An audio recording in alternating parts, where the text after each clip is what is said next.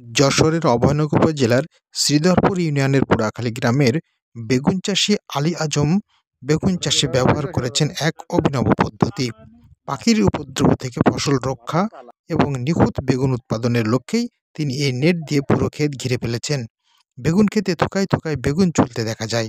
তার এই উদ্যোগ এলাকায় তৈরি হয়েছে ব্যাপক আলোচনার ঝড়।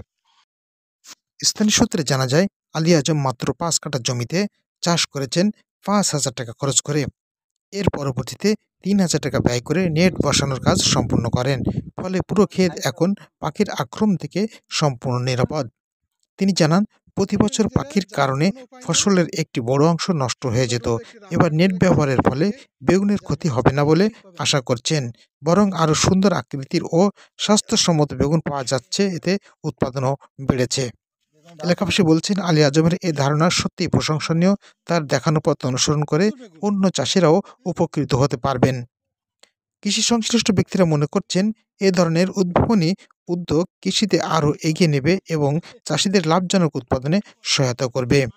অভয়নগরের কৃষি উন্নয়নে আলী আজমের এই সৃজনশীল পদ্ধতিকে ইতিমধ্যেই একটি রোল মডেল হিসেবে বিবেচিত হচ্ছে।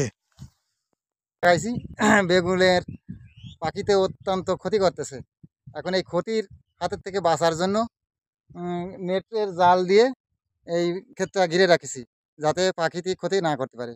আমি আশা করি আমার এই ক্ষেতের খুব উপকারিতা পাবো। আমার এই ঘিরার কারণে পাখিতে আর খেতে পারবে না। আলহামদুলিল্লাহ, খুব ভালো আসছে। আমার এতটুকানি জমিতে এই মাত্র ধর আসছে। কিছু গাছ নষ্ট হয়ে গেছে, তারপরেও যেগুলো আছে এতে আমি প্রায় সপ্তাহে 2 মনের মতন পাচ্ছি। এ পর্যন্ত যা খরচ হয়েছে তা আমার আলহামদুলিল্লাহ উঠে গেছে। এই যে এই পরশুদিন করে যে বেগুন বেচেছি, এই জাল ঘিরতে আমার লাগেছে 2,000 টাকা।